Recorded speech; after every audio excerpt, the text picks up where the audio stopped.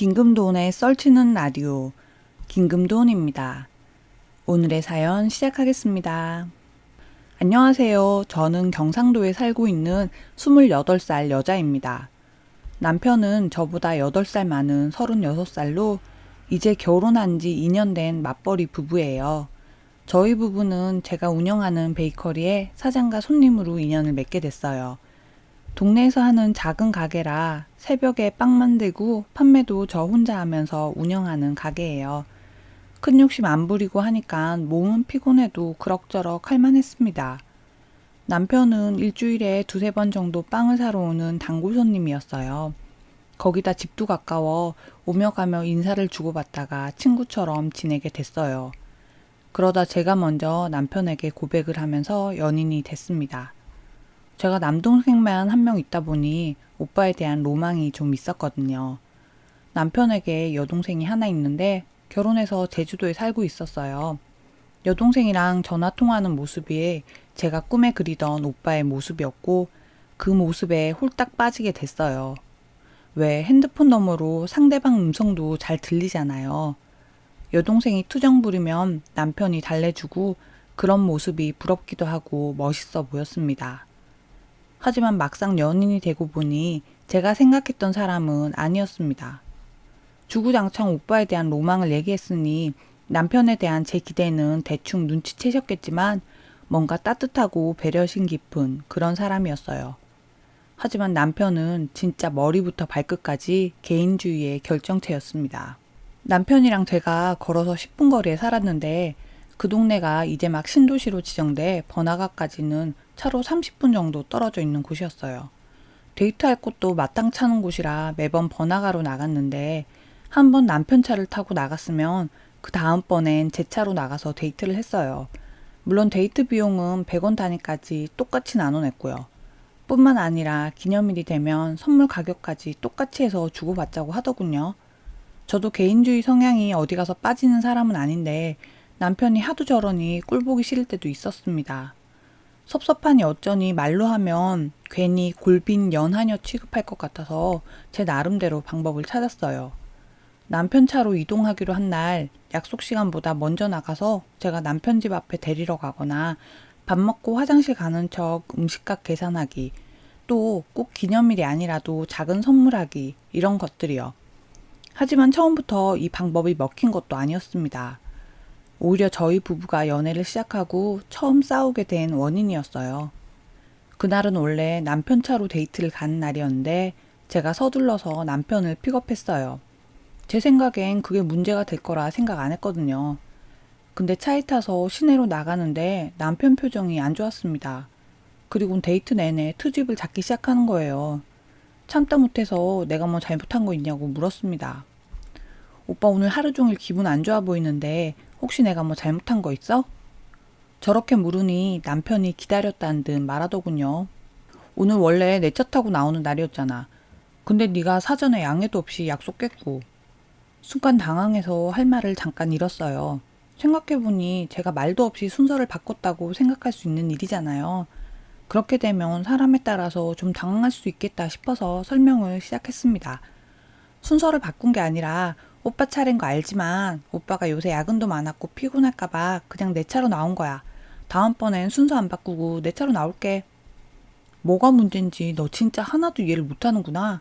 네가 이렇게 우리 사이에 정해놓은 규칙을 깨기 시작하면 나중에 나한테도 바랄 거 아니야. 난 딱 정해놓고 뭐든 반씩했으면 좋겠어. 그래야 나중에 네가 더 했니 내가 더 했니 싸울 일도 없지. 제가 정말 후회되는 게 저 순간이에요. 약속을 깨서 화를 내는 것도 아니고 나중에 자기도 해줘야 된다는 생각에 화를 냈다니. 지금 생각하면 죽방이라도 날릴 일이었는데 그땐 참고 넘어갔어요. 사실 제가 연애를 처음 해보는 거라 진짜 글로 배운 케이스거든요. 인터넷에 돌아다니는 말도 그렇고 또 친구들도 말하길 요샌 남자 여자 무조건 뭐든 반씩해야 개념 있는 거라고 하더라고요. 근데 남편 말도 딱 그 말이니 내가 잘못했구나 생각했어요. 그래서 사과하고 다신 안 그래야지 생각했습니다. 근데 또 차츰 만날수록 남편이 하나씩 욕을 하더라고요. 피곤하다고 제 차 가지고 나가자고 하는 경우도 종종 있었고 갖고 싶은 거 있으면 은근슬쩍 흘리기도 하고요. 자주 있는 일은 아니어서 그냥 저한테 조금씩 마음의 문을 여는가 보다 생각했어요.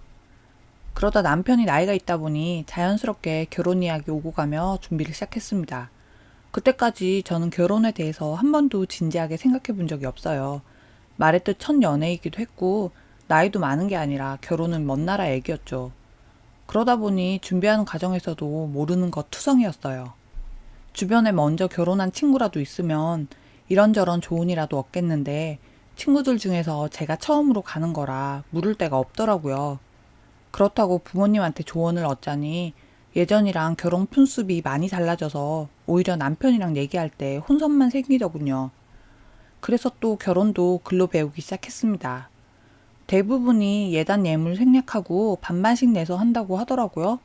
또 덜어는 있는 사람이 더 낸다는 글도 봤어요. 어쨌든 남편 쪽 사정에 대해선 자세히 모르던 터라 대충 반반 하는 걸로 생각하고 있었습니다. 본격적으로 결혼 준비 시작하면서 경제적인 부분을 서로 얘기하게 됐어요. 중요한 것만 간추리면 일단 저는 아파트 분양받아서 들어간 거라 자가였고 남편은 전세 살고 있었어요. 또 월 수익은 남편이 야근, 특근 전부 하게 되면 제 평균 수익보다 좀 더 받더라고요. 특히나 저는 가계 대출이랑 아파트 대출금이 있어서 남는 돈이 그리 많진 않았어요. 남편은 대출금은 하나도 없었고요. 일단 집은 남편 전셋집 빼서 제 아파트에서 시작하기로 했습니다. 가구나 가전도 입주한 지 얼마 되지 않아서 최신형으로 거의 갖추고 있어서 부족한 것만 반반해서 새로 넣기로 하고 대신 식장이랑 신행 또 결혼사진 부분에서 남편이 좀 더 내기로 했습니다. 예물 예단은 전부 생략하고 서로 반지랑 시계 하나씩 해주기로 했고요. 집이 준비돼 있으니 결혼 준비하는데 크게 문제될 게 없더라고요. 아니 문제되는 게 없는 줄 알았습니다. 신행 다녀와서 본격적으로 경제권에 대해 이야기를 했어요. 저는 당연히 수입을 합친다고 생각했는데 남편이 단칼에 각자 관리하자고 하더군요. 섭섭하긴 했지만 자란 환경이 다르니 어쩔 수 없다고 생각했어요. 저희 집은 엄마가 경제권을 쥐고 있었는데 남편은 평생 아버지가 경제권을 쥐고 있다가 두 분이 이혼하면서 돈 때문에 소송까지 갔었대요. 여기까진 제가 이해할 수 있는 정도였어요.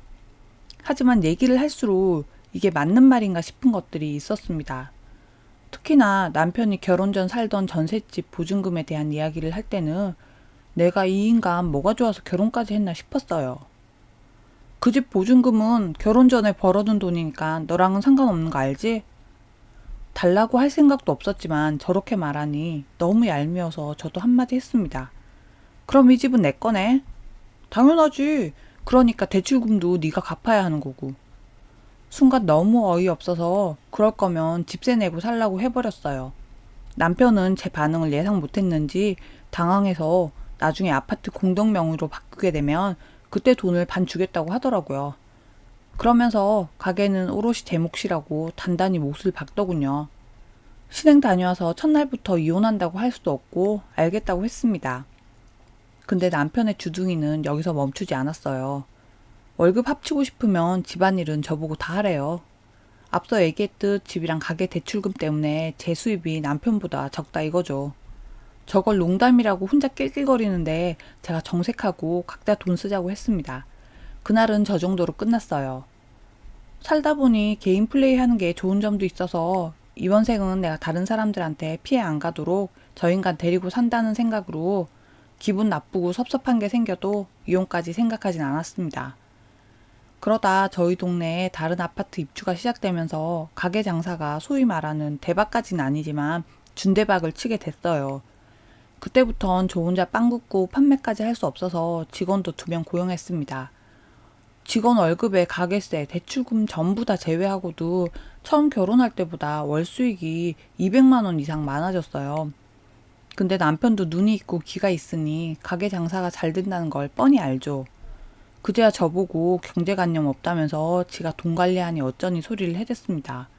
진짜 어른인 척 행세하면서 재테크가 어쩌니 저쩌니 소리하는데 꼴 보기 싫어서 집안일 전부 할 거 아니면 닥치라고 했어요. 아 그리고 남편이 처음부터 주구장창 하는 말이 하나 더 있었어요. 효도는 셀프로 하자는 말이요. 얼핏 들으면 이건 대한민국 며느리들이 환호할 소리죠. 근데 저렇게 말한 것도 전부 이유가 있습니다. 시부는 이혼 후에 완전 인연 끊고 살고 있었고, 시모는 재혼해서 살고 계셔서 명절에도 밖에서 얼굴 뵙는 게 끝이거든요. 반면에 제 친정은 신혼집이랑 차로 20분 거리예요. 그러니까 지가 계산했을 땐 내가 시집살이 할 확률은 거의 제로에 가깝고 지가 처가살이 할 확률이 꽤나 높아 보였겠죠. 근데 이건 저도 군말 없이 찬성했습니다. 어쨌든 내 부모고 또 대한민국에서 시집살이 안 하는 게 어딘가 싶어서였죠. 어쨌든 남편이랑 저는 결혼하고 한 집에 산다는 것 말고는 전부 각자 알아서 살아왔어요. 그렇게 1년 반 정도는 지지고 볶고 해도 어떻게 맞춰가며 살았습니다. 이제부터 본격적인 이야기를 해볼게요. 일단 제가 이렇게 사연을 쓰게 된 이유가 오늘 남편한테 이혼 서류를 받고 하도 어이가 없어서거든요. 잘못은 남편이랑 시모, 신우가 똘똘 뭉쳐서 한 주제에 제가 합의 이혼 요구하니까 이혼은 절대 안 된다고 떼굴떼굴 구르더니 무슨 신경의 변화인지 남편이 이혼 서류를 보냈네요. 근데 제 잘못으로 이혼하는 거라고 저보고 위자료를 달랍니다. 어차피 소송 가서 제가 위자료 받을 생각이지만 여기서 속풀이 좀 할게요. 우선 사건은 반년 전으로 거슬러 올라가요. 하루는 제주도에 사는 시누이가 난데없이 저희 집에 찾아왔더라고요. 원래도 시어머니 제가 하시고 친정이라고는 딱히 없다 보니 고향 오면 저희 집에서 묵고 가긴 했어요. 사실 신우랑 저랑 성격이 너무 안 맞아서 와도 하나도 안 반가운데 그래도 또 숙소 잡고 자라고 하기도 좀 그래서 매번 저희 집에서 재워줬습니다. 이번에도 2, 3일 묵으면서 제 속 뒤집다 가겠거니 생각했어요. 그런데 일주일이 지나도 신우가 갈 생각을 안 하더라고요. 남편에게 무슨 일이냐고 물어도 아니라고만 하는데 한 번도 이런 일이 없다 보니 속이 바짝바짝 타들어가기 시작했습니다. 특히나 저 빼고 남편이랑 시모, 신우 이렇게 셋이 모여서 자꾸 뭔가를 계획하는 느낌이 들어서 더 신경 쓰였어요. 아니나 다를까 열을 넘기니 실토를 하더군요. 언니, 나 이혼했어. 한동안 여기서 좀 지낼게. 신우가 저보다 나이가 많은데 그걸 빌미로 저한테 한 번도 존대나 호칭을 쓴 적이 없어요. 맨날 지은아, 얘 이런 식으로 부르더니 지가 사정이 급하니 언니 소리가 절로 나오나 보더라고요. 아무튼 저도 신우이 뭐가 예뻐서 저희 집에 머물라고 하겠어요. 아가씨 언제까지 있을 건데요? 싫다 좋다 말없이 바로 저렇게 물었습니다. 그랬더니 신우이가 도끼 눈을 뜨고 어머 얘 말하는 것 좀 봐 이러면서 호들갑을 떨더라고요. 그러면서도 끝까지 대답은 안 하길래 다시 한번 물었어요. 그래서 언제까지 있을 거냐고요? 결국 신우이가 저희 남편한테 오빠 마누라가 구박해서 서럽다. 내가 살아서 뭐하냐. 이러면서 울고불고 하는데 저희 부부싸움으로 번지고 말았습니다. 남편이 저한테 너보다 나이도 많은데 꼭 면전에서 쉬는 소리를 해야겠냐고 한마디 하길래 내가 손윗사람이라고 아가씨가 언제 한번 언니라고 한 적 있어? 이러면서 정색을 하니 할 말 없는지 감정에 호소를 하는 거예요. 야, 제가 임신하고 이혼까지 당했는데 불쌍하지도 않냐? 네 가족이라고 생각을 해봐. 아니지. 나랑 결혼한 이상 내 동생도 네 가족이잖아. 이때 신우 임신한 거 처음 알게 됐는데 그 당시엔 그게 문제라고 생각 안 했습니다. 그래서 일단 당면한 가재부터 파고 들었어요. 효도는 셀프라자며. 오빠는 명절 때마다 우리 집 한번 같이 가자는 것도 맨날 싫다고 하더니 이제 와서 가족 타령이야? 오빠 동생이지 내 동생이야? 평소에 남편이나 신우가 저한테 잘하기만 했어도 제가 저렇게 모질게 나오진 않았을 거예요. 어쨌든 이 일로 몇 날 며칠을 싸우다가 결국 남편이 신우 방세 주는 걸로 합의하고 저희 집에서 지내기로 했어요. 이것도 사실 돈도 필요 없고 당장 나가라고 하고 싶은데 자꾸 임신한 채로 이혼당했다는 걸 강조하니 마음이 약해지더라고요. 하지만 하루도 안 돼서 같이 사는 걸 후회하기 시작했습니다. 다음 날부터 제주도에서 신우짐이 바리바리 올라오기 시작하는데 그걸 거실에 차곡차곡 쌓아두곤 칠 생각을 안 하는 거예요. 제가 한마디 하니 방이 좁아서 넣을 데가 없다는 거죠. 왜 이런 데를 분양받았나 몰라. 여기 구조 진짜 못 빠진 거 알지? 요새 이 정도 평수면 이 집보다 훨씬 넓어. 이런 아파트 자가로 사는 거 보니 너도 투자엔 똥손인가 보다.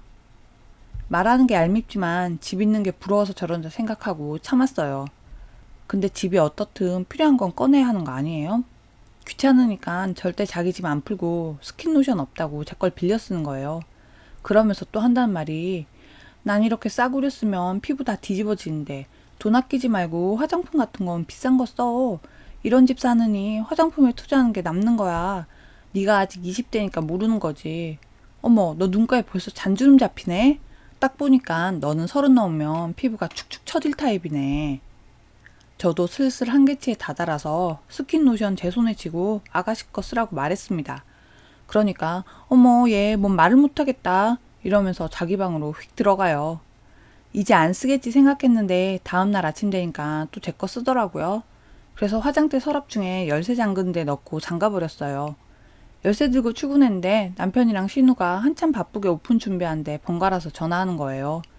핸드폰 꺼버릴까 하다가 그러면 가게 찾아올 것 같아서 전화 받아서 싸구려 화장품이라 버렸다고 했습니다. 저녁에 집에 가니까 지가 답답하니 지 화장품 꺼내줬더라고요. 그리고 한 며칠 잠잠하더니 이번엔 저한테 속옷 새 거 없냐고 묻더군요. 전 속으로 여태 속옷도 안 꺼내놓고 있나 생각했어요. 근데 지가 먼저 선수치기를 임신해서 살이 찌니까 속옷이 안 맞대요. 너 팬티 사이즈 100은 될 것 같은데 배 나와서 이제 내 건 못 입겠어. 사실 신우가 좀 마른 편이고 제가 통통한 편은 맞아요. 근데 임신해서 배 나오면 임산부 속옷을 사던지 해야지 왜 저한테 저런 소리를 하나 몰라요. 새 속옷이 있었지만 당연히 없다고 했습니다. 뭐 이것 말고도 저 몰래 제 옷 입고 나다니는 건 말할 것도 없고요. 또 제가 새벽에 출근하는 거 뻔히 알면서도 늦은 시간까지 텔레비전 틀어놓고 거실에 누워있는 거예요. 제가 소리에 좀 예민해서 거실 나가보면 눈 감고 자고 있어요. 그래서 조용히 TV 끄니까 나 안 자니까 TV 틀어. 정말이지. 결국 제가 두 손 두 발 다 들고 신우방에 텔레비전 놔주는 걸로 끝냈습니다. 저 몇 개월이 진짜 거지 같고 지옥 같았지만 그나마 행복한 시절이라고 하면 누가 믿을까요? 시간은 점점 흘러 신우의 출산이 가까워진 때였어요. 신우 꼬장도 점점 심해지고 있었죠. 그런데 평소에 저희 집엔 발길도 안 하던 시무가 하루가 멀다 하고 찾아오기 시작했어요. 처음엔 신우가 걱정돼서 오는 줄 알았습니다. 그런데 와서 신우 챙기는 게 아니라 저를 붙잡고 이런저런 얘기를 해요. 특히 애기들 얘기를 그렇게 많이 하더라고요. 왜 텔레비전 예능 프로그램에 귀여운 애기들 많이 나오잖아요. 그런 애들 사진을 보여주면서 우리 현주가 어릴 때 딱 이랬어 이런 말들이요. 현주가 저희 신우거든요. 어릴 적 사진 제가 봐서 알지만 귀여운 거랑은 거리가 먼데 자꾸 TV 나온 애들한테 갖다 붙이더라고요. 낌새가 이상해서 시어머니 얘기에 크게 관심 없는 척 별 반응을 안 보였습니다. 그러다 사건이 터진 건 제가 한밤중에 화장실이 가고 싶어 잠에서 깼을 때예요. 옆에 보니까 남편이 침대에 없더라고요. 화장실 갔나 봤는데 안방 화장실은 없어서 거실로 나가봤습니다. 거실 불은 꺼져 있는데 신우방에서 불빛이 새어나오고 있더라고요. 이 사람들이 또 무슨 작당을 하나 싶어서 문 앞으로 다가갔어요. 신우의 훌쩍이는 소리가 들리는데 조금 있다가 제 얘기를 하더라고요. 지은이가 어쩌고 저쩌고 호적에 올려야 하는데 어쩌고 저쩌고. 중요한 얘기 같아서 제대로 들어보려고 해도 말소리도 작고 훌쩍이면서 하는 얘기라 잘 안 들리더군요. 분명 뭔 일이 있구나 생각하는데 남편이 대답하는 소리가 제 귀로 똑똑히 들렸어요. 오빠가 끝까지 책임질 테니까 넌 아무 걱정하지 말고 있어. 호적 얘기 나오고 책임 얘기 나오니 두말할 것 없이 곧 태어날 신우 애기 말하는 것 같더라고요. 느낌이 너무 안 좋아서 바로 방문 벌컥 열고 무슨 작당 중이냐고 물었습니다. 사람이 살다 보면 촉이라는 게 생기잖아요. 예전에 남편 만나기 전만 해도 눈치 없다 해맑다 소리 듣던 전데 이제는 아예 뼛속까지 능구렁이가 들어앉아서 웬만한 건 그냥 촉이 오더라고요. 아니나 다를까 신우가 훌쩍이면서 자기 애를 저랑 남편이 입양하래요. 대답할 가치도 없다 싶어서 헛웃음 웃고 화장실 갔다가 방에 들어가서 다시 침대에 누웠어요. 남편이 슬그머니 옆에 와서 눕더군요. 속으로 제발 닥치고 있으라고 100번 정도 빌었는데 끝끝내 제 소원은 이뤄지지 않았습니다. 현주 불쌍하지도 않냐? 우리야 결혼했고 평생 같이 살 거니까 애기 생기면 다들 축하해 주지만 쟨 앞으로 혼자 살아야 하는데 여자 혼자 어떻게 애를 키우니? 우리가 평생 같이 산다고 누가 그래? 오빠 이런 식으로 나오면 나 이혼할 건데? 제가 저렇게 쏘아붙이니 더는 아무 말 안 하더군요. 하지만 그 후에 시무까지 나서서 신우 애를 입양하라고 저를 달달 볶기 시작했습니다. 원래 시모는 자식들이 어떻게 사는지 관심도 없는 사람인데 저한테 떠넘기지 못하면 자기가 고스란히 그 애를 떠맡게 될 걸 아니까 그러는 거였어요. 오죽 급했으면 저보고 한다는 말이 신우에 입양해 가면 자기 죽고 나서 재산 전부 제 명의로 해주겠다고까지 하더라고요. 이 집 사람들이 뭘 모르는 게 전 돈이 1순위가 아니거든요. 사람이 일단 살고 봐야 하는데 쥐들이 피를 말리고 있으면서 뭔 소리를 하나 싶어요. 어쨌든 제가 어머님 이러다가는 이 집에서 제가 제일 먼저 죽겠어요. 이러니 할 말 없죠. 아, 그리고 제가 그 얘기도 했어요. 그러지 말고 서방님한테 애기 키우라고 하면 되잖아요. 애기 가지는 거 엄청 기다리던 분인데 싫다고 할 리가 없잖아요. 시어머니가 정색하면서 우리 집 핏줄을 누구한테 주냐고 하더라고요. 그럼 그 귀한 핏줄 자기가 키우지 왜 자꾸 남인 나보고 입양을 하라는지 웃기지도 않았습니다. 뭐 저도 더 말은 안 했어요. 사람이 바보도 아니고 시어머니 반응 보니 신우가 어디서 바람펴서 임신했고 그래서 이혼까지 당한 것 같더라고요. 어쨌든 저한테 제일 큰 문제는 신우애를 떠맡느냐 아니냐니까 거기에만 집중하기로 했습니다. 다음날 가정법원 가서 이혼 서류 작성해서 남편한테 도장 찍으라고 했어요. 이러니 저러니 해도 확고한 사람이 이기는 법이니 남편도 꽁지 내리고 더는 입양 얘기는 없었습니다. 그리고 드디어 신우가 출산을 하게 됐어요. 아기 낳고 산후조리 끝내고 저희 집으로 온 날 저는 그래도 딴을 생각해 준다고 미역국 끓이고 상다리 희게 밥 차려줬어요. 한 달은 그래도 신우도 엄마라고 아기 모유도 먹이면서 잘 지내는 것 같았습니다. 근데 한 달 지나면서 슬슬 발동이 걸리는지 애를 두고 외출을 하기 시작하는 거예요. 처음엔 시모가 와서 애를 돌봤는데 점점 이런저런 핑계를 대면서 저보고 좀 봐달라는 겁니다. 저도 일하는데 어떻게 애를 봐요. 어머님이 아가씨한테 뭐라고 좀 하세요. 맨날 어머님이랑 저랑 이게 뭐예요. 걔도 밖으로 돌아야 다시 남자도 만나고 연애를 할 거 아니니 아직 30 초반밖에 안 됐는데 평생 애 키우다 늙어 죽을 수 없는 일 아니냐? 아니 이혼하고 애 낳은 지 얼마나 됐다고 벌써 연애 생각을 하는지 한심하기 짝이 없었습니다. 하지만 진짜 문제는 신우가 애를 두고 밖으로 나돌면 결국 시어머니나 제가 떠맡게 된다는 거였죠. 하루는 가게 쉬는 날이라 늦잠 자고 뒹굴거리고 있는데 신우가 외출 준비를 하더라고요. 시어머니가 오셔서 애 봐주겠지 생각하고 저도 친정에 가려고 준비를 시작했습니다. 근데 갑자기 신우가 애를 안고 들어오더니 모유 담아둔 거 있으니까 좀 이따가 그거 먹이라는 거예요.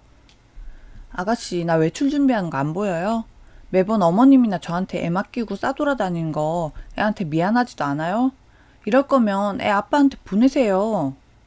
짜증나서 쏘아붙였는데 이 아줌마가 미쳤는지 제 말은 듣는 둥 마는 둥 하더니 갑자기 아 맞다 지은아 라이 잠깐만 안아봐 이러곤 저한테 애를 넘기는 거예요. 왜 저러나 싶었는데 참네 저한테 애기 안겨놓고 그대로 현관으로 뛰어가더니 나가버리는 거 있죠. 바로 전화해서 진짜 신우고 뭐고 미쳤냐고 당장 오라고 소리소리 질렀습니다. 안 오면 애 두고 나가겠다고 협박도 했어요. 근데 뭐라는 줄 아세요? 애 두고 나가고 싶으면 나가. 근데 지은이 네가 할 수 있겠어? 이 아줌마가 제가 애만 두고 못 나갈 걸 아니깐 아주 뺀질뺀질 저지랄을 하는 거예요. 또 하필 그때가 남편이 출장 간다고 일주일 집을 비운 때였어요. 시모는 진짠지 거짓말인지 집안에 누가 아파서 돌봐야 한다 하고 저랑 신우만 딱 남은 거였죠. 그런데 다음날이 되니 이 신우년이 어쩐 줄 아세요? 제가 가게 때문에 새벽에 출근한다고 했잖아요. 근데 저보다 먼저 기어나가요. 나가서 어디서 자는지 어쩌는지 모르겠지만 지 새끼 돌보기 싫다고 그 지랄을 하는 거죠. 이런 상황이면 둘 중 누가 지는 줄 아세요? 제가 뼈에 새기며 배운 게 미친년이랑 싸우면 평범한 사람이 무조건 진다는 거예요. 신우는 뒤집기도 못한 애를 혼자 냅두고 나갈 각오가 돼 있었거든요. 그러다 보니 정상적인 사고를 하는 제가 매번 쩔쩔매고 애를 떠맡게 되는 겁니다. 하지만 제가 보살도 아니고 참는 데 한계가 있기 마련이죠. 일단 남편 출장 갔다가 돌아온 날만 기다렸다가 남편은 출근하던가 말든가 애랑 둘만 두고 나왔어요.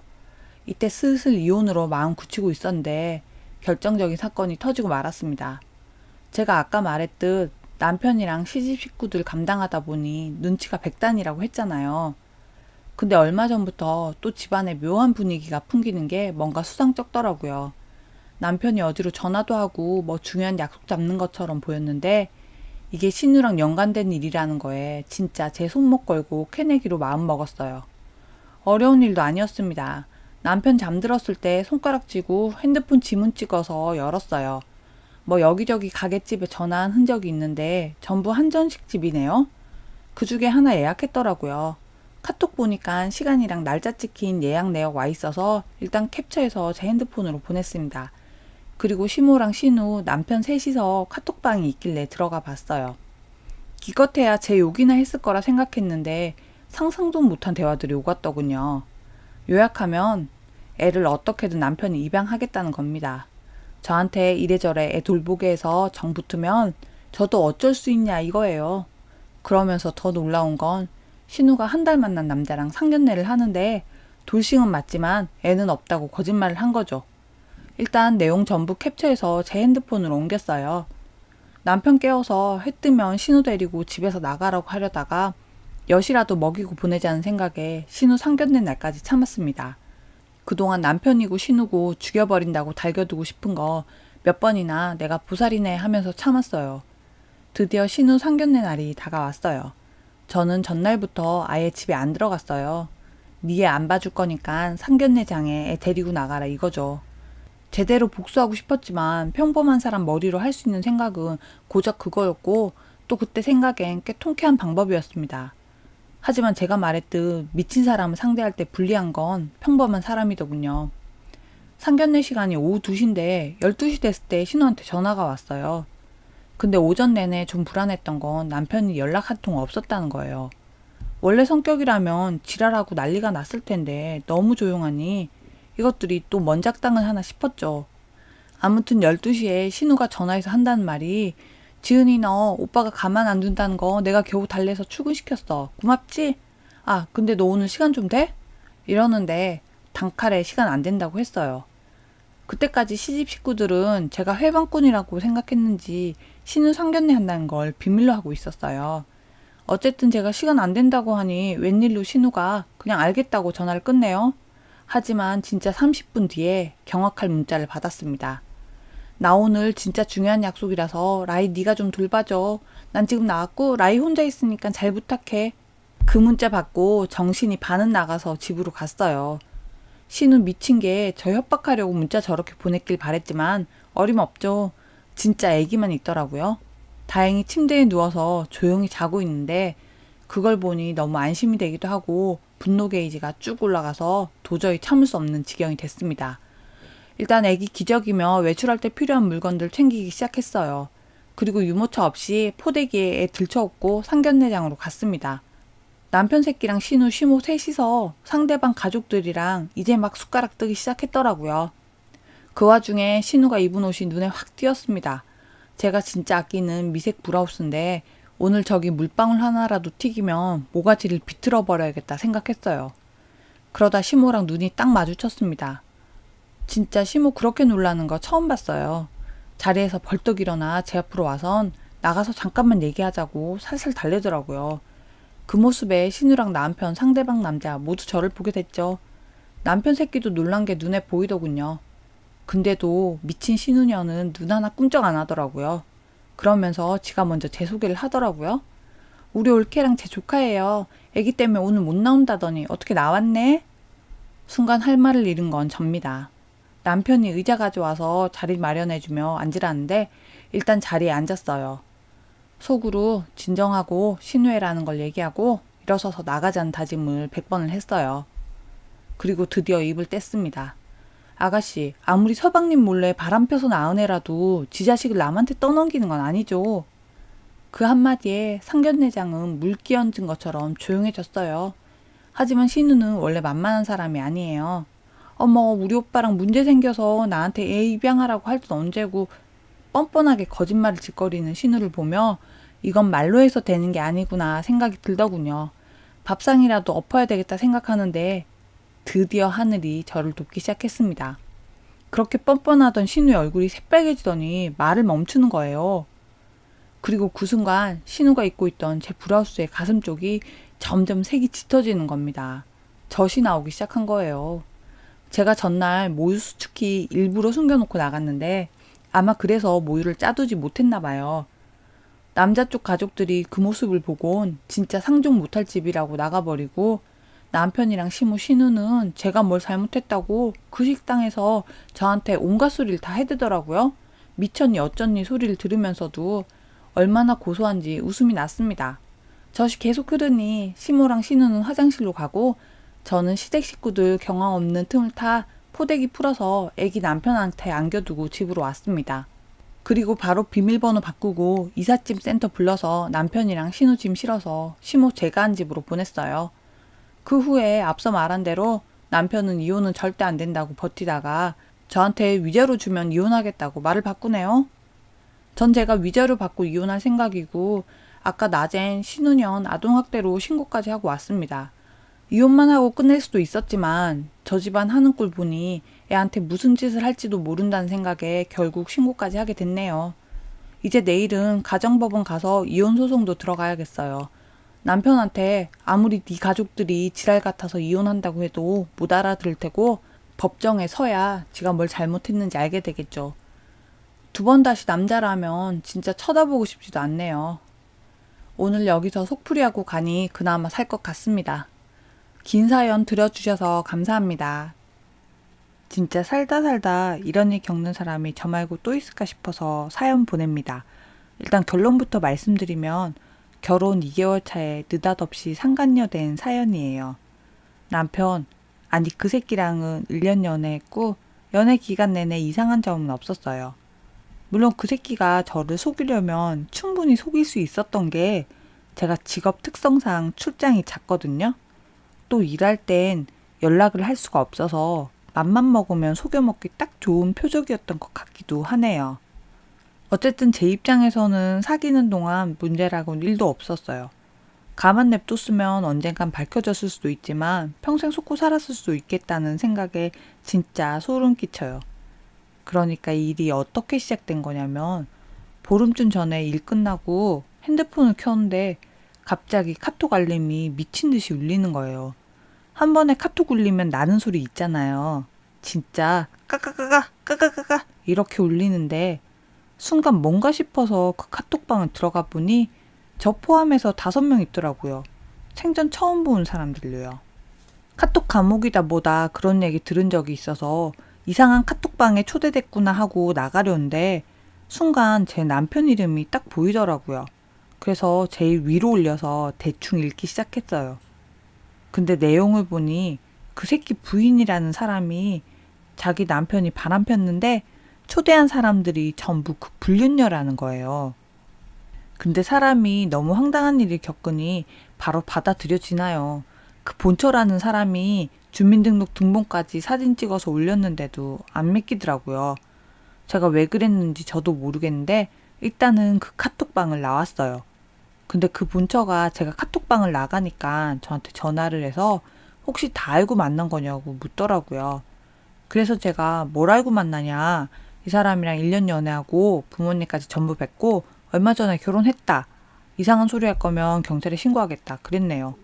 그랬더니 수화기 너머에서 진짜 깊은 빡침이 느껴지는 한숨 소리가 들리더라고요. 그러면서 속는 셈 치고 자기 한 번만 만나달라고 하는데 말에서 느껴지는 진심이라는 게 있잖아요. 그 순간 그 여자분이 진심으로 그렇게 말을 하는 게 느껴져서 알겠다고 하고 그날 제가 쉬는 날이라서 바로 만났어요. 근데 지금 생각해도 너무 빡치네요. 저 그날 약속 나갈 때까지만 해도 속으로 별의별 생각을 다 했어요. 본초라는 여자가 약간 맛이 가서 헛소리 칫거리려나 뭐 그런 식으로 그때까지만 해도 그 새끼에 대한 의심은 크지 않았어요. 근데 막상 그 여자분을 만나니 진짜 할 말이 없더라고요. 일단 임신해서 만삭의 몸으로 나왔는데 제가 의심할 거 생각해서 오늘부로 다시 뗀 가족관계 증명서랑 결혼식 사진 전부 가지고 나와서 보여줬어요. 그것까지 다 보고 나니까 그때서야 머리가 제대로 굴러가면서 아, 내가 똥 밟았구나 싶었네요. 일단 쉽게 구분하기 위해서 그 여자를 본처라고 할게요. 본처는 그 새끼랑 5년 연애하고 결혼한 지는 3년 됐대요. 지금 딸 하나 있고 둘째 임신한 상태고요. 딱 봐도 저보다 한참 어리던데 첫연애가 그 새끼여서 똥인지 된장인지 구분도 못하고 몇 번이나 바람피다 들킨 거 봐주면서 살게 됐대요. 그 새끼는 걸릴 때마다 그냥 밥만 몇 번 먹은 거라고 거짓말을 했는데 진짜 그런 줄 알았대요. 제가 낱말할 처지는 아니지만 속이 터지더군요. 그러다 첫째 낳고 둘째까지 임신한 상황에 그 새끼의 불륜을 알게 됐다고 해요. 그것도 그 새끼 다른 여친이 결혼 사실을 알게 되면서 자기는 더러운 새끼 손 떼겠다, 증거랑 불륜녀들 연락처 싹 주겠다, 이혼을 하든 뭘 하든 알아서 해라, 이렇게 연락이 오면서 알게 됐다고 해요. 본처는 처음엔 그 새끼한테 증거 들이밀고 난리칠까 생각하다가 그래봤자 그 새끼 좋은 일만 시킨다 싶어서 이혼 결심하고 복수하고 싶어서 그 새끼 여친이랑 멍청하게 결혼식까지 올린 저를 소환한 거더군요. 여기까지 듣는데 너무 황당하니까 화도 안 나요. 그러면서 지난 일을 하나씩 돌아보니 아, 그게 그래서 그런 거구나, 이런 식으로 퍼즐 조각이 맞춰지대요. 진짜 여기까지 듣고 제가 바본 줄 아시는 분들 계실 것 같아서 진짜 줄이고 줄여서 그 새끼랑 제 얘기를 해드릴게요. 일단 소개로 만났어요. 저랑 잘 아는 지인분이 소개해줬고 그래서 1차로 믿는 부분이 없잖아 있었어요. 나중에 그 지인분한테 얘기 들어보니까 그분도 오래 알고 지낸 사이는 아니고 장사하는데 새로 거래하면서 알게 된 사이라고 해요. 그리고 1년 동안 만나면서 유부남인 거 왜 눈치 못 챘냐 생각하실 수 있겠죠. 저도 제가 바보 같네요. 일단 저는 처음에 말씀드린 것처럼 일 때문에 출장이 잦아요. 아니, 잦은 게 아니라 일을 나가면 그게 출장이에요.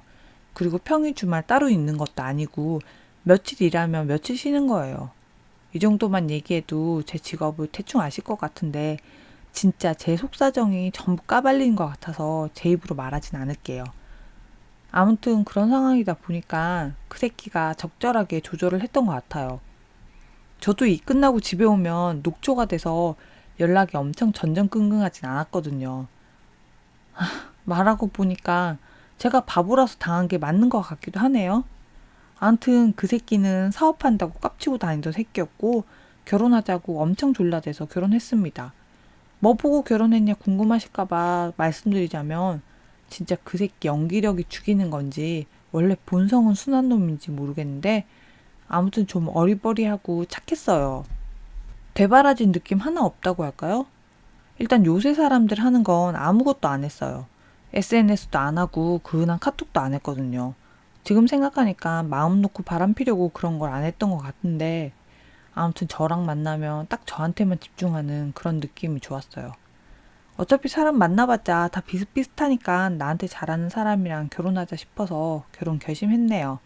결혼식은 원래부터 제가 스몰 웨딩 하는 게 꿈이어서 양쪽 전부 해서 30명 정도? 요 정도로 작게 했어요. 그마저도 그 새끼는 안 하고 싶어서 버둥거렸는데 지금 생각하니까 결혼한다고 누굴 부를 처지가 아니라서 그랬겠죠. 그때 온 사람들은 시부모 말고는 그 전후로 한 번도 본 적 없는 걸로 봐서는 대행알바 쓴 것 같기도 해요. 어쨌든 결혼 준비하면서 시부모는 처음 인사드렸을 때랑 양가 상견례, 결혼식, 또 신행 다녀와서 인사드린 것까지 총 4번 봤어요.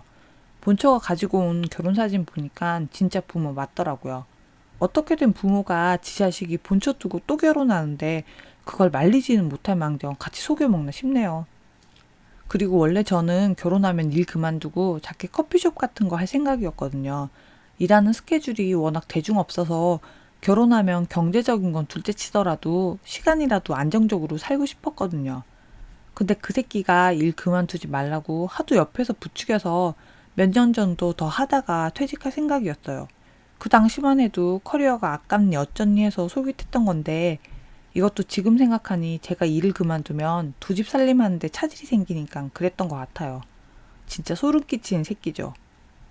본처 얘기 들어보니까 시부모란 작자들은 처음부터 본처를 마음에 안 들어 했었대요.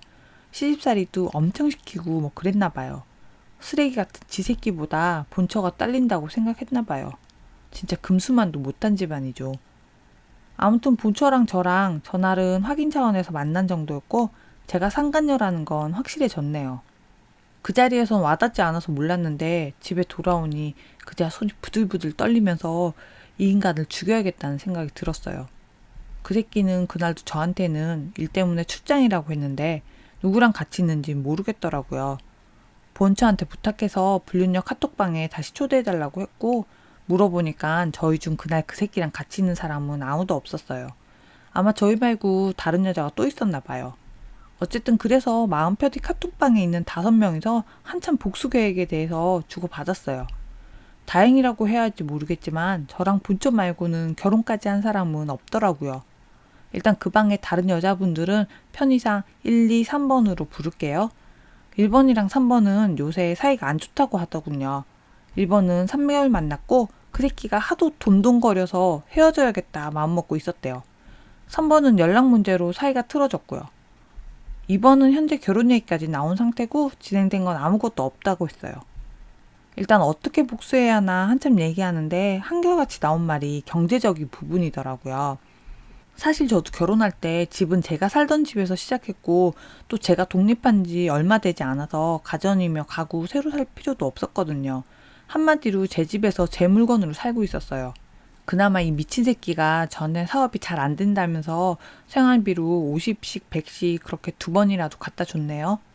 본처는 이미 생활비에 대해선 손 놓고 대출 다 끌어다 썼더군요. 근데 더 웃긴 건 대출을 받아도 항상 본처 앞으로만 받았대요. 자기는 사업하는데 대출 받고 그러면 나중에 큰돈 필요할 때 못 빌린다고요.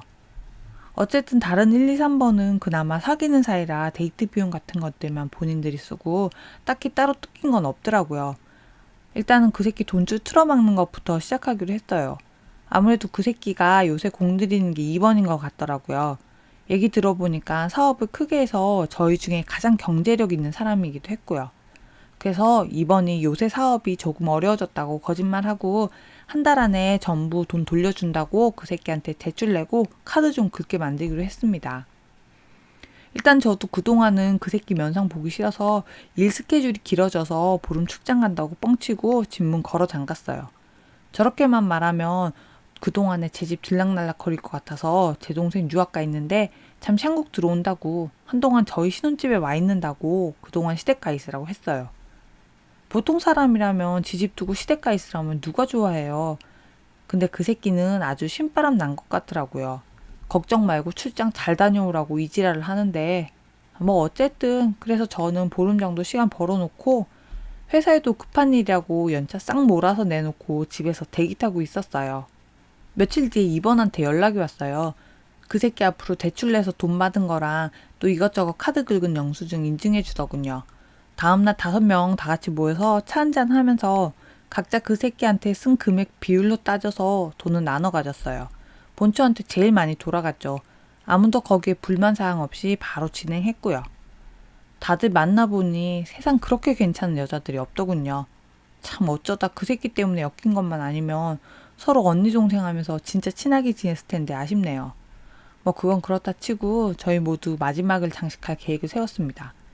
어떤 게 좋을까 궁리하다가 제가 제 집에서 다 같이 모이자고 의견 냈어요. 다들 좋다고 했고 날짜 정하고 헤어졌어요. 보름 지나고 출장 끝난 날 맞춰서 본처가 저희 집으로 오고 저는 그 새끼랑 시부모한테 제가 출장 선물도 드릴 겸 제 집에서 보자고 연락드렸어요. 그리고 본처만 남겨두고 집 나와서 근처에서 1, 2, 3번이랑 만나서 차 한잔 마시면서 대기 타고 있다가 그 새끼랑 시부모 올 시간 맞춰서 다시 집으로 갔어요. 저랑 1, 2, 3번이 도착하니 금수 3마리가 얼굴이 허옇게 질려서 있더라고요. 저희 집에서 본처가 떡하니 저녁상 차려놓고 있으니 얼이 나간 것 같더라고요. 거기다 제가 여보, 어머님, 아버님 이러면서 다른 여자들 줄줄이 달고 들어가니까 진짜 그 새끼랑 부모들이랑 어쩔 줄을 모르는데 미쳤는지 식은땀까지 줄줄 흘리면서 이게 무슨 일이냐고 묻더라고요. 보면 몰라요? 시모는 그 와중에도 적반하장도 유분수지 본처한테 소리를 지르기 시작했어요. 니깎게 시부모 무서운 줄 모르고 미쳤네 어쩌네 하는데 진짜 본처도 안 됐더라고요. 얼굴 표정을 보니 화는 나는데 평생 참고 산 게 버릇이 됐는지 아무 말 못하더라고요. 그 새끼도 만만한 게 본처인지 진짜 손을 댄 건 아니지만 손을 올리면서 때리는 신용을 하는데 어우 진짜 어우 이게 진짜 이 말을 계속 반복하더라고요.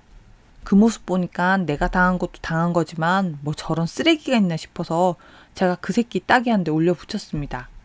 야, 뭐 이런 등신 같은 게 있어. 미쳐가지고 눈에 뵈는 게 없지? 만만한 게 네 본처냐? 어디서 사람을 물로 보고 지랄이야. 근데 시모년이 지 아들 때린다고 갑자기 저한테 달려들더군요. 저 보통 같으면 어른 공경 진짜 중요하게 생각하거든요. 근데 어른이라고 생각도 안 했어요. 저도 같이 달겨들어서 쥐어뜯고 싸우고 난리를 부렸죠. 시모랑 저랑 그러고 있으니 그 미친 새끼도 또 지 엄마한테 지랄이라고 저한테 달겨들고 그 바람에 본처 플러스 1, 2, 3번 다 같이 그 미친 새끼 쥐어팼네요.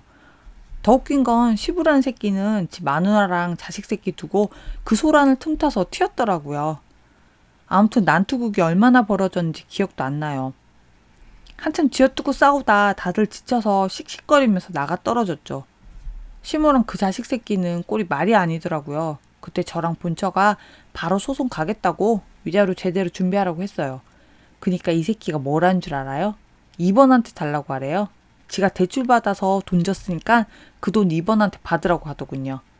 미쳤냐고. 그거 네가 우리한테 빌려간 돈 돌려받은 거다. 위자료랑 본처 애 양육비는 별개다. 내일 당장 소송 들어갈 거니까 알아서 하라고. 이제 꼴 보기 싫으니까 기어 나가라고 했어요. 시모랑 미친 새끼는 돈 얘기 나오니까 갑자기 태도가 돌변하더라고요. 저 진짜 인간이 돈 앞에서 그렇게 비굴한 건 처음 봤습니다. 이것들이 본처한테 제일 많이 물어줘야겠다 싶으니까 살살 달래기 시작하는 거예요. 요약하면 나한텐 너밖에 없다. 다른 사람들은 잠깐 데리고 논 거다. 또 시모년도 내 며느리 이지랄하고 진짜 웃음 터졌네요. 근데 본처가 받아주겠어요? 용기 내서 미친 연놈이라고 닦아지라고 하더라고요. 그랬더니 이번에 또 본처한테 쌍욕을 하면서 니들이 돈 안 받고 그냥 헤어지기 전까진 이 집에서 못 나간다고 갑자기 제 집에 들어눕네요. 저 진짜 미친년이 뭔지 보여줘야겠다 싶어서 혼자 살 때 만약을 대비해서 야구방망이 사뒀는데 그거 거실로 질질 끌고 들어왔어요. 그 모습에 시모랑 자식 새끼는 오줌까지 지린 표정이더라고요. 제 집에 그 새끼가 들고 들어온 게 텔레비전이랑 컴퓨터 그리고 공기청정기 이렇게 딱 3개 있는데 그거 다 때려 부셨어요. 진짜 AS도 안 되게 와장창 깨부시니까 시모랑 미친놈이 달달 떠는 게 눈에 보이더라고요. 어찌나 속이 시원한지 까딱하면 제 돈 주고 산 제 물건까지 같이 부술 뻔했는데 마지막에 정신줄 딱 부여잡고 방망이 내리고 말했습니다. 꺼져. 생명의 위협을 느꼈는지 그 길로 두 사람 바로 도망가더라고요. 일단 저희 5이서 준비한 복수극은 거기서 끝났어요. 진짜 그 푸닥거리를 하고 술 땡겨서 5이서 한잔 했습니다. 다음날 바로 본처는 이혼 소송 진행했고 저는 사기 결혼으로 고소했어요. 이제부턴 법이 뭔지 알려줘야죠. 얼마 전에 있던 일이라 아직 소송은 진행 중이지만 제 마음속에선 전부 정리됐고 사실 전 위자료면 뭐 그딴 건 필요도 없어요. 혼인 기간도 짧아서 쓴 돈도 얼마 되지도 않고 똥 밟았다 생각하고 넘어갈 수 있거든요. 근데 그 사람들한테 법의 무서움을 알려주고 싶어서 소송 간 거라 일단 끝까지 가서 콩밥 먹이려고요. 제가 멍청해서 자초한 일이지만 그래도 응원 부탁드릴게요. 오늘의 사연 시작하겠습니다. 안녕하세요. 저는 36살 남자입니다. 아내가 이혼하자고 하도 난리쳐서 이렇게 사연 보내봅니다. 도대체 제가 그렇게 큰 잘못을 한 건지 객관적인 조언 부탁드릴게요. 아내와 저는 결혼한 지 아직 1년이 안 됐고 애는 없어요. 아내는 이녀중 장녀고 저는 여동생 하나 있습니다. 저희 집은 진짜 개인주의라 서로 사생활 간섭도 없고 같이 살 때도 마주치는 일도 잘 없어요. 반면에 아내 집은 화목한 집입니다. 뭐든 같이 하는 것도 좋아하고 딸만 둘이라 그런지 웃은 곳이 떠나질 않는 집이죠. 그런데 문제는 처갓집에 가면 옷을 제대로 걸치고 있는 사람이 아무도 없다는 거예요. 장인어른은 팬티바람으로 항상 거실 소파를 차지하고 계십니다. 같은 남자끼리 그게 뭐 어떠냐 싶을 수도 있지만 장인어른 팬티는 삼각 팬티예요. 저는 사각 트렁크만 입어서 삼각이 불편해 보이는데 장인어른은 그게 편하다며 삼각 팬티 하나 달랑 걸치고 앉아 계시는 겁니다. 근데 아내고 처제고 아무렇지도 않나 봐요. 저희 집은 진짜 제가 어쩌다 트렁크 꼴로 있는 걸 들켰다가 집에서 쫓겨날 뻔했거든요. 하루는 집에 아무도 없는 줄 알고 샤워하고 트렁크 차림으로 거실에 나왔다가 제가 씻는 사이에 여동생이 들어온 거예요. 여동생이 저를 보더니 생전 들어보지도 못한 욕을 짓거리면서 사진까지 찍어서 부모님한테 뿌렸습니다. 그 바람에 저는 결혼해서 집 나올 때까지 아무리 덥고 습한 날씨에도 샤워하고 나올 땐 티셔츠랑 바지 꼭 챙겨 입어요. 제가 장인어른까지 말씀드렸죠. 근데 얘기했듯 처가집 식구 모두가 옷을 제대로 걸치지 않습니다. 장모님은 항상 헐렁한 민소매 원피스를 입고 계세요. 계절은 상관이 없이요. 아, 장인어른도 겨울바람에도 팬티 차림이세요. 그래서 겨울 난방비가 좀 많이 나온다고 하더군요. 어쨌든 장모님은 원피스 속에 속옷을 안 입으세요. 진짜 손 올렸다 내렸다 하실 때마다 집에 가고 싶습니다. 여기서 끝이 아니에요.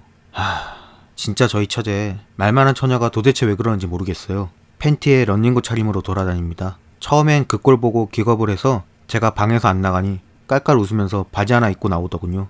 근데 그 다음부턴 언니인 아내가 솔선수범해서 팬티에 런닝구 차림으로 다니니 처제도 그렇게 다니고요. 아내한테 제발 저 갈 때만이라도 옷 좀 제대로 입게 해달라고 싹싹 빌었네요. 제가 그렇게 말하면 아내는 귀엽다는 듯이 웃어요. 그러면서 가족끼리인데 뭐 어때? 이러고 자빠졌고요. 자, 대화가 안 통한다 싶어서 장인어른, 장모님, 그리고 처제에게 속옷이랑 집에서 입는 실내복 선물로 드렸습니다.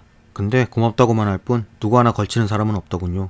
결국 나중엔 처갓집 안 가겠다고 난리를 쳐서 제가 가는 날엔 옷을 입고 계시기로 겨우 합의를 봤어요. 사실 이것만 보면 이혼은 제가 요구해야 하는 거 아니에요? 근데 아내가 이혼을 요구하는 이유는 따로 있습니다. 아내는 화목한 집에서 자랐다고 했잖아요. 그래서 성격이 구김살도 없고 좋은 사람한테는 진짜 한도 끝도 없이 잘해줘요. 이게 나쁜 건 아니죠. 근데 문제는 그 중에 특히 친하게 지내는 언니가 있는데 진짜 시도 때도 없이 저희 집으로 들이닥친다는 거예요. 일요일 같은 경우는 아무것도 안 하고 편하게 집에서 뒹굴거리는 걸 좋아하는데 일요일 오후 4시만 되면 어김없이 저희 집에 오는 거예요. 그리고 밤 12시가 넘어서야 겨우 갑니다. 아내는 프리랜서라 월요일에 대한 부담이 없어요. 그래서인지 그 언니라는 사람이 밤 12시가 넘어서 집에 간다고 일어서면 아내는 좀 더 있다가라고 계속 붙잡습니다. 몇 번 이런 일이 반복되고 나서 아내에게 차라리 나가서 만나고 오라고 하니까 또 그건 싫대요. 일요일이라 집에 있고 싶다나 뭐라나 그러면서 또 한다는 말이 가족이라고 생각하고 편하게 있어. 오빠 들어가서 자고 싶으면 그냥 자도 돼. 들어가서 자는 건 문제가 아니죠. 근데 둘 다 목소리는 어찌나 큰지 절대 잘 수가 없습니다. 아내랑 그 언니 때문에 싸우기도 많이 싸웠어요. 그때마다 아내는 가족 같은 사람인데 오빠가 이런 식으로 나오면 내가 뭐가 돼? 이러면서 눈물까지 글썽이는데 내가 너무 모지게 굴었나 싶더라고요. 근데 이게 몇 달이나 이어지니까 이젠 진짜 몸이 못 버티겠고 내가 죽겠구나 싶어서 결단을 내리기로 했습니다. 아내 입으로 맨날 가족이라 생각하라니 가족처럼 생각해주기로 했죠. 물론 아내식으로요. 드디어 일요일 오후 4시가 되고 저는 그 시간 맞춰서 씻으러 들어갔어요. 천천히 샤워를 하고 있는데 좀 있으니 그 언니랑 아내가 시끄럽게 떠드는 소리가 들리더군요. 그래서 샤워 끝내고 거실로 나왔습니다. 장인어른께 배운 대로 상악 팬티 하나 걸치고요. 순간 아내랑 그 언니가 조용해지는 것이 느껴지더군요. 하지만 저는 거기서 그치지 않고 그대로 소파에 가서 앉았습니다. 둘 다 제 눈치 보는지 말이 없더군요. 여유롭게 그 언니한테 인사드리고 리모컨으로 텔레비전 채널 돌리면서 앉아있었어요. 그러고 있으니 10분도 안 돼서 그 언니가 집에 간다고 일어서더군요. 아내도 웬일인지 붙잡지 않았고요. 그래서 제가 형아까지 배운 가면서 왜 이렇게 일찍 가요? 저녁 먹고 가요. 오늘 해물탕 먹을 건데. 이렇게 말했죠. 그 언니는 절 쳐다보지도 못하고 집에 일 있다면서 인사도 하는 둥 마는 둥 나갔네요. 그리고 제가 아까 말씀드린 것처럼 그 사단이 난 거죠. 아내가 저보고 미쳤다고 다른 여자 앞에서 벗고 다닌다며 이혼하자고 아주 쌩 난리를 치더군요. 제가 왜 그러냐고 가족처럼 대하려고 편하게 있는 건데 별것도 아닌 일로 화낸다는 식으로 나오니 빡이 쳤는지 그대로 처갓집으로 가는 거예요. 그래서 저도 주섬주섬 옷 챙겨 입고 처갓집으로 갔습니다. 제가 도착하니 처갓집 식구들도 아내에게 있었던 일에 대해서 전부 들었는지 제가 올 걸 미리 알고선 옷을 갖춰 입고 계시더군요. 아내는 여전히 씩씩거리면서 이혼하겠다고 하고 장인어른이랑 장모님은 쓸데없는 소리 하지 말고 너네 집으로 가서 싸우든 말든 알아서 하라고 저희를 내쫓으셨네요. 상황은 여기까지고 저는 아직 이 일이 이혼해야만 할 만큼 큰일인지 모르겠습니다. 참고로 얘기하자면 아내랑 저는 다른 부분에선 싸운 일이 없어요. 서로 성격도 잘 맞고 또 여러 가지 잘 맞춰가며 살고 있습니다. 진짜 아내 말처럼 이혼을 해야 할 만큼 제가 그렇게 잘못한 일인가요? 객관적인 조언 부탁드릴게요. 안녕하세요. 저는 34살 여자입니다. 남편과는 연상연하 커플로 제가 1살 많아요. 2년 연애하고 결혼한 지는 이제 3년 남짓 되었습니다. 결혼하고 초반에 남편이랑 하도 많이 싸워서 이제는 서로 웬만한 건 그러려니 넘어가는 그런 시기가 왔네요. 오늘 이렇게 사연 드리는 이유는 결혼 3개월 차에 남편에게 참교육시킨 이야기 들려드리려고요. 남편은 처음 만났을 때부터 저보다 나이도 어리면서 그렇게 어른 행세를 하고 싶어 하더라고요. 그거야 사람마다 성격이 다르다 보니 그럴 수 있다고 생각은 했어요. 근데 가만 지켜보니까 어른 행세를 넘어서서 생색내기를 좋아하는 그런 부류의 사람이었습니다. 친구들 모임에서 맨날 계산하는 그런 사람들 있잖아요.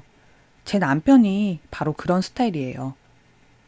그래도 돈도 친구들 중에선 잘 버는 편이라 그러려니 했습니다. 근데 문제는 이놈의 생색을 때와 장소를 전혀 가리지 못한다는 거죠.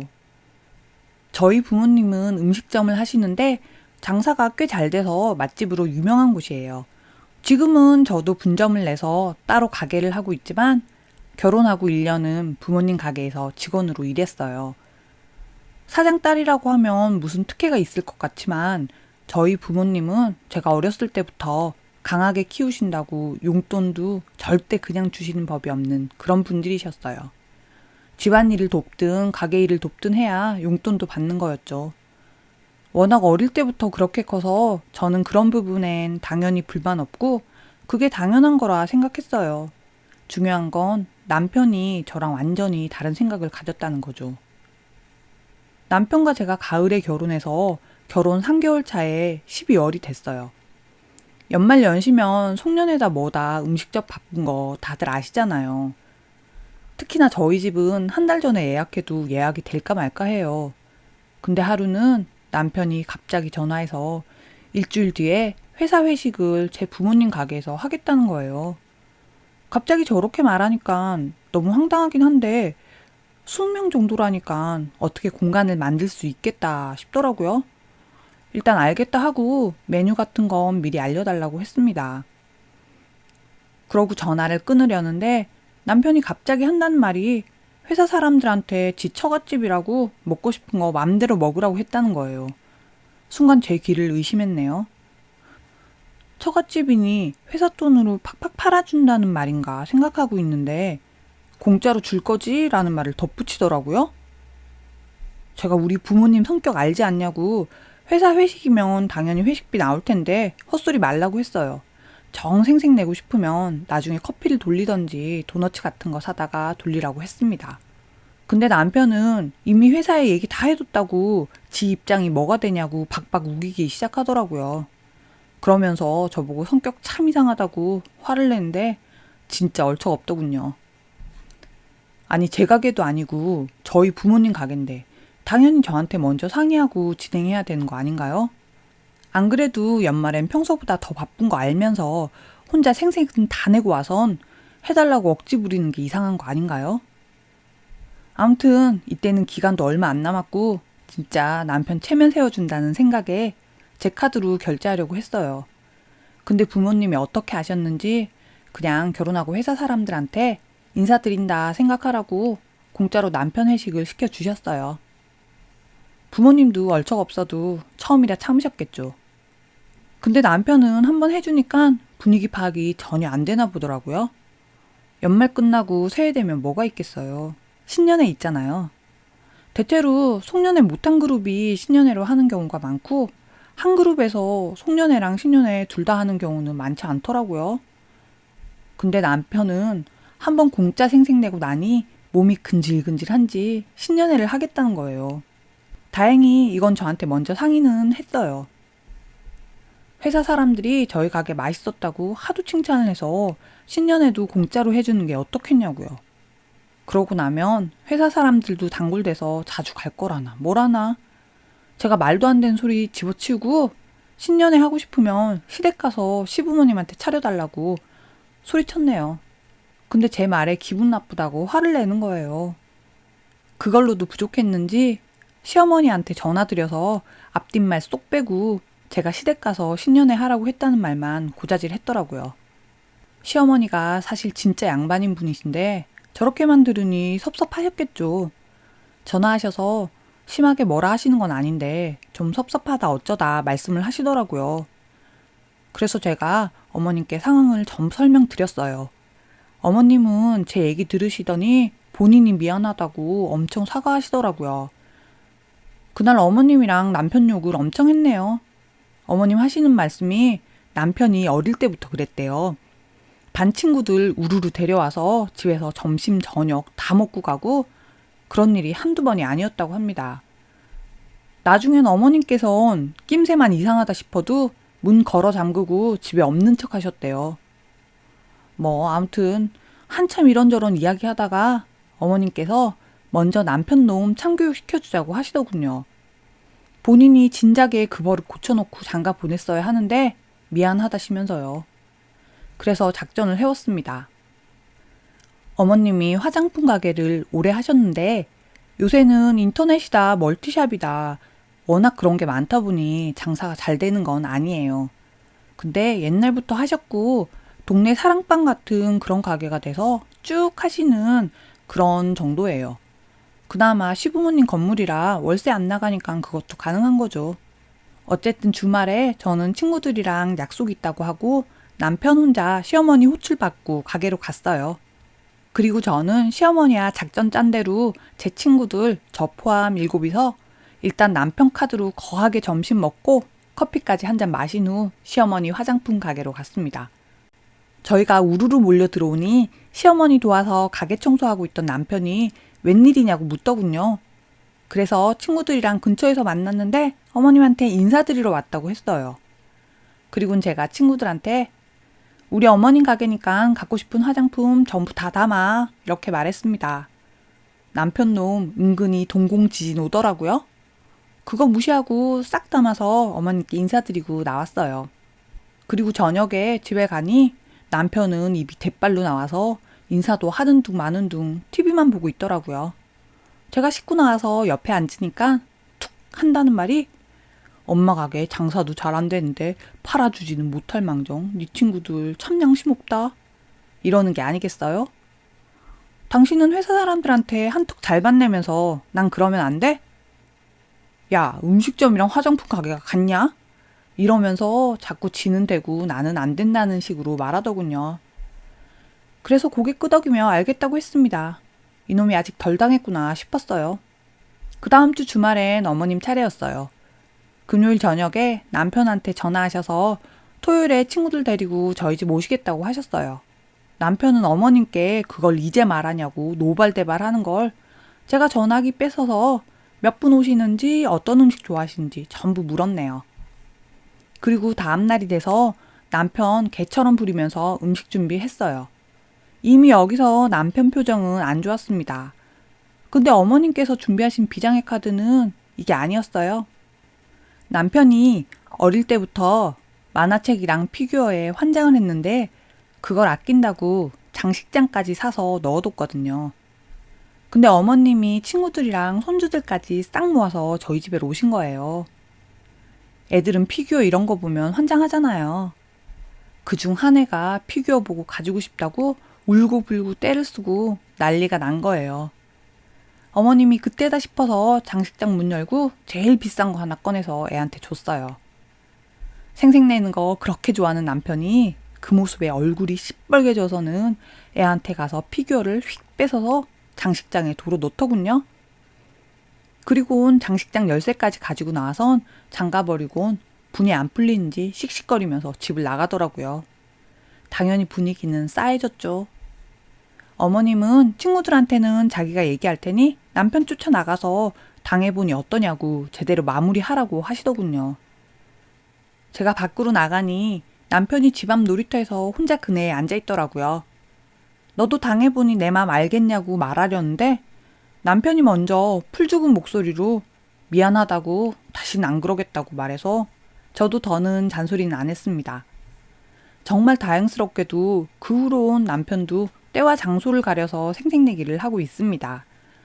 진짜 신혼 초에 저 일로 골머리 썩어서 죽을 뻔했는데 어머님이 먼저 손 내밀어 주셔서 싹 고치고 현재는 아까 말씀드린 것처럼 웬만한 건 서로 참아가며 잘 살아가고 있습니다.